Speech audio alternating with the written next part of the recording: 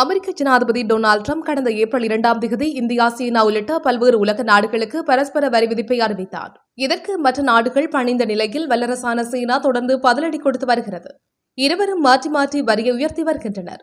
சீன பொருட்கள் மீது அமெரிக்கா 145% வரியும், அமெரிக்க பொருட்கள் மீது சீனா 125% வரியும் விதிப்பதாக அறிவித்தனர். இந்நிலையில் அமெரிக்காவுக்கு கனிமங்கள், உலோகம், காந்தம் உள்ளிட்டவற்றின் ஏற்றுமதியை சீனா அதிரடியாக நிறுத்தியுள்ளது. இதனால் அமெரிக்காவின் ஆயுதங்கள், மின்னணுவியல், வாகன உற்பத்தியாளர்கள், ஏரோஸ்பேஸ் உற்பத்தியாளர்கள், செமிகண்டர்கள் நிறுவனங்கள் மற்றும் பிற நுகர்வோர் பயன்பாட்டுக்கான பொருட்களை தயாரிக்க தேவையான மூலக்கூறுகள் முற்றிலும் தடைப்படும் அபாயம் ஏற்பட்டுள்ளது. அமெரிக்காவுக்கு எதிரான வர்த்தக போரில் சீனா ஏற்றுமதிக்கு புதிய நெறிமுறைகளை வகுத்து வருகிறது. ஏற்கனவே கார்கள் முதல் மிசைல்கள் வரை தயாரிக்க தேவையான காந்தங்கள் மற்றும் மூலக்கூறுகளின் ஏற்றுமதி சீன துறைமுகத்தில் தற்காலிகமாக நிறுத்தி வைக்கப்பட்டுள்ளது என நியூயார்க் டைம்ஸ் இதழ் தெரிவித்தது. சீனா வகுத்து வரும் புதிய நெறிமுறைகள் நடைமுறைக்கு வந்தால் அமெரிக்காவின் ராணுவ தளவாட உற்பத்தி உட்பட பல நிறுவனங்களின் உற்பத்தி தடைப்படும் என்று கூறப்படுகிறது.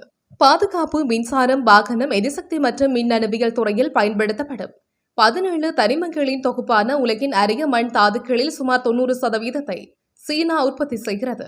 சமாரியம், கடோல்னியம், டெர்பியம், எஸ்டிப்ட்ரோசியம், லுடீனியம், காண்டியம் மற்றும் யட்ரியம் ஆகிய உள்ளிட்ட 7 வகை நடுத்தர மற்றும் கனரக அரிய மண் தாதுக்கள் ஏற்றுமதியை கட்டுப்படுத்த சீனா கூறியுள்ளது. அமெரிக்காவில் ஒரே ஒரு அரிய சுங்கம் மட்டுமே உள்ளது. அதன் பெரும்பாலான விநியோகம் சீனாவில் இருந்து வருகிறது.